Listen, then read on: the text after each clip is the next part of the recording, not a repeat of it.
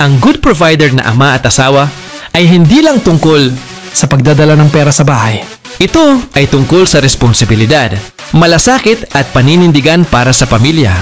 Hindi lang pera ang batayan ng pagiging good provider, kundi pati oras, emosyonal na suporta, at tamang paggabay sa pamilya.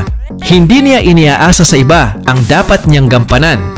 Bilang haligi ng tahanan, pinaglalaanan niya ng sapat na pangangailangan ang asawa at mga anak, hindi lang sa material na bagay, kundi pati sa pagmamahal at seguridad.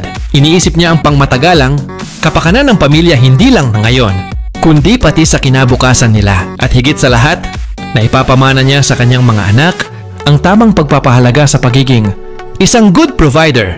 Itinuturo niya sa kanila ang sipag, disiplina, at responsibilidad. Pinapakita niya na ang pagiging ama ay hindi lang basta titulo, kundi isang tungkuling may kasamang sakripisyo at pagmamahal.